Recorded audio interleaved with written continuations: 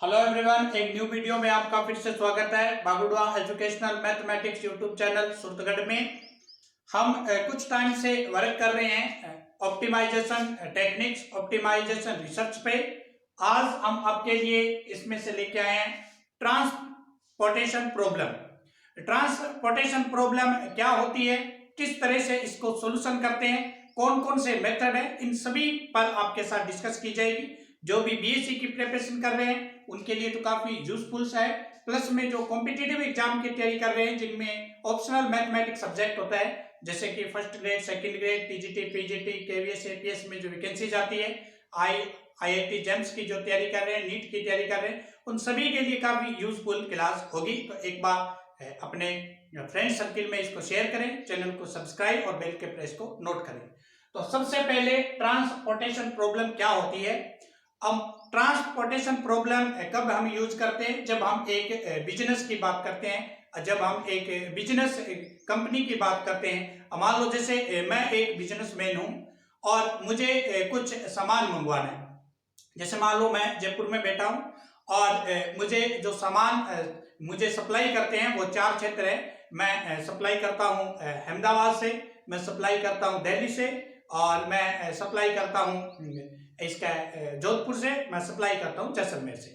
मतलब मेरे चार क्षेत्र से मेरे क्या आती है, सामान आता है, उसका मैं फिर सामान से आगे बनाकर बिजनेस करता हूं। तो अब मान लो कि मैं हर बिजनेसमैन का, हर कंपनी का ये नियम होता है कि जो भी उसके पास मटेरियल आता है, कच्चा मटेरियल आता है, उसको वो कम से कम रेट में ले, मिनिमाइज करे। मिनिमाइज कब करेगा, अगर मैं जैसलमेर से मंगाऊं तो मिनिमाइज होगा, या जोधपुर से मंगाऊं, या दिल्ली से, या फिर हैदराबाद से।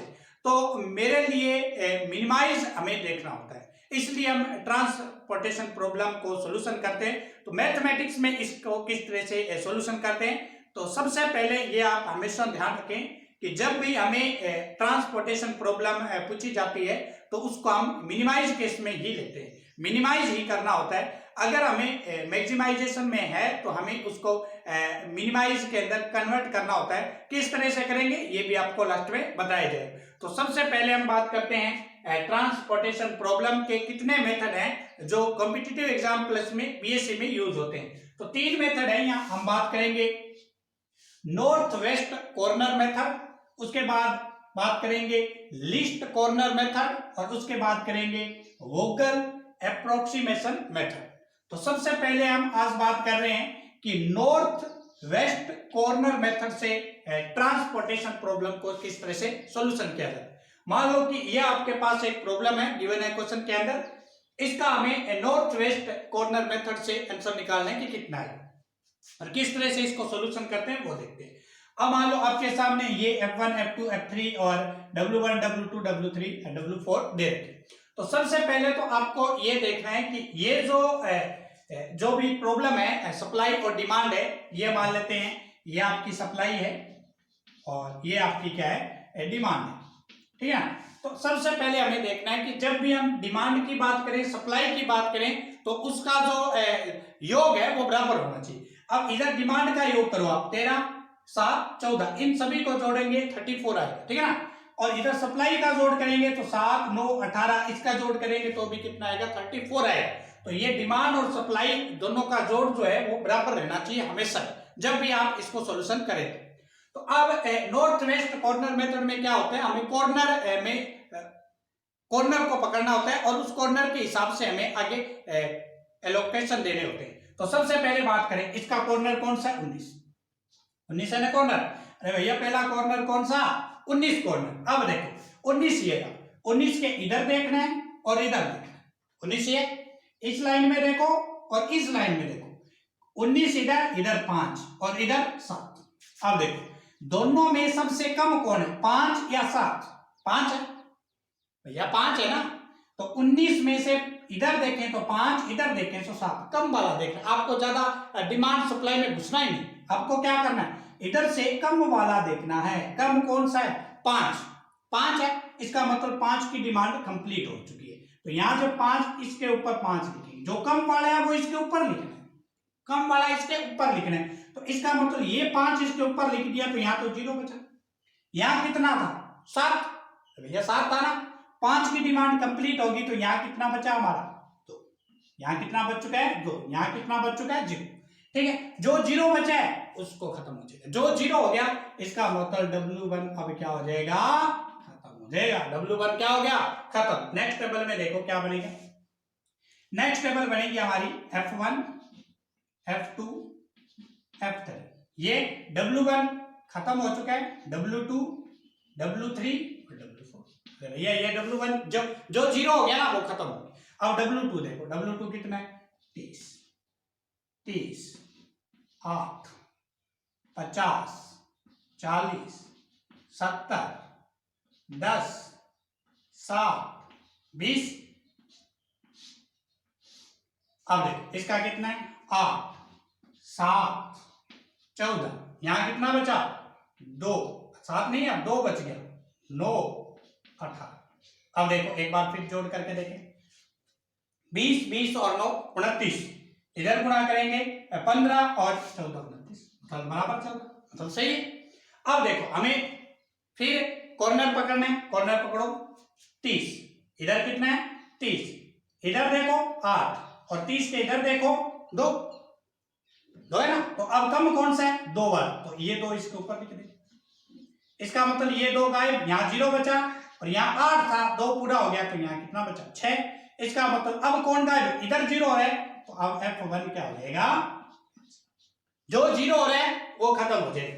नेक्स्ट टेबल में देखेंगे हमारे पास क्या बचेगा F2 F3, ठीक है ना, और इधर क्या बचेगा हमारे पास W2 W3 और W4।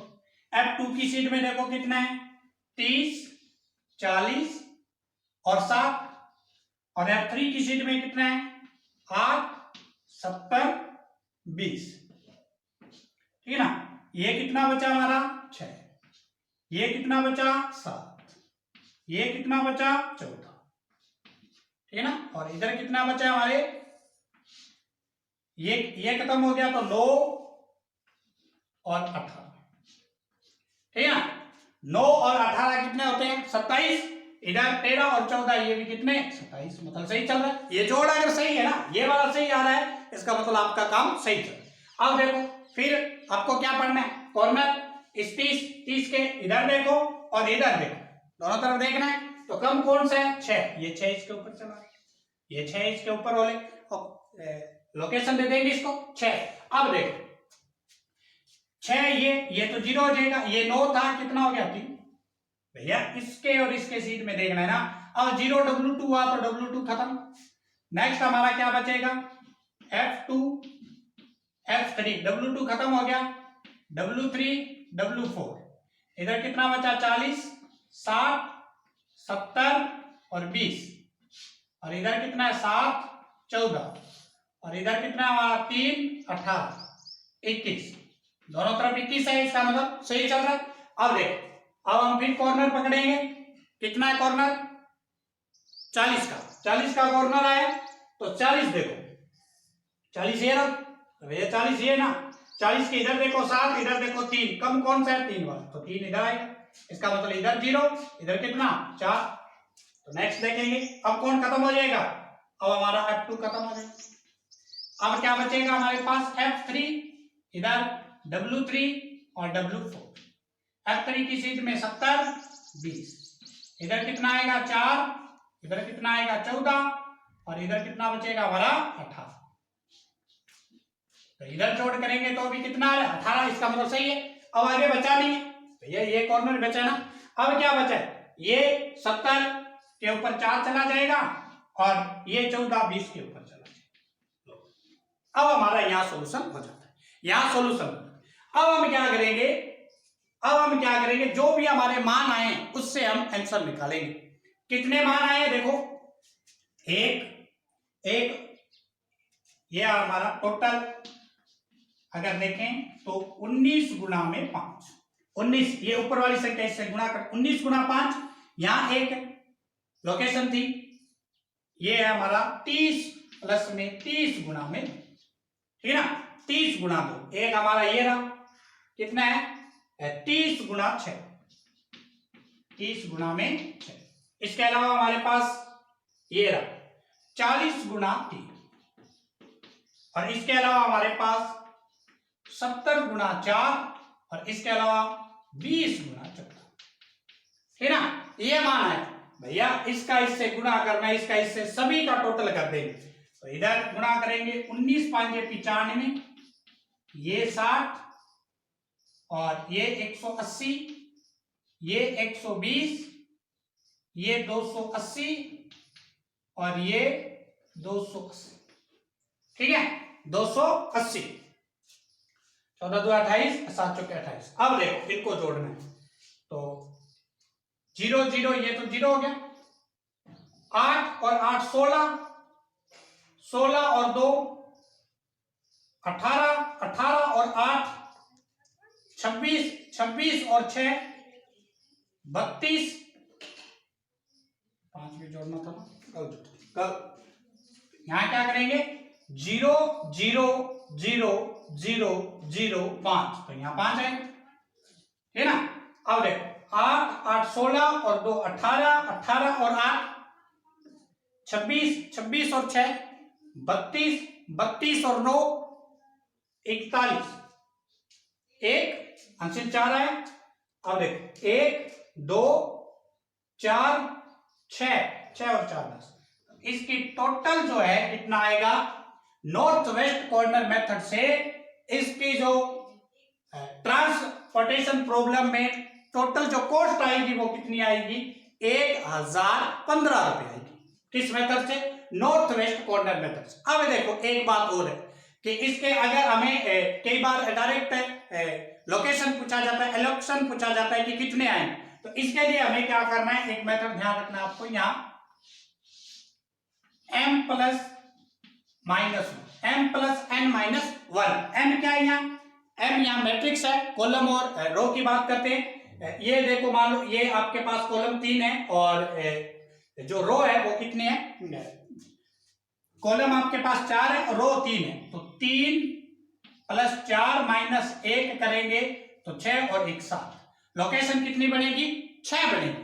क्यों, ये आपके पास मान लो ये रो है, मतलब ये आपके पास रो है, रो कितनी है 3, कॉलम कितने 1 2 3 4, माइनस 1 करेंगे। मतलब क्या है, जब भी आपको नॉर्थ वेस्ट कॉर्नर मेथड के अंदर लोकेशन जाननी हो तो m प्लस n माइनस 1 वाले फॉर्मूले से आप अप्लाई कर सकते हैं। 3 प्लस 4 माइनस 1 करेंगे 6 आए।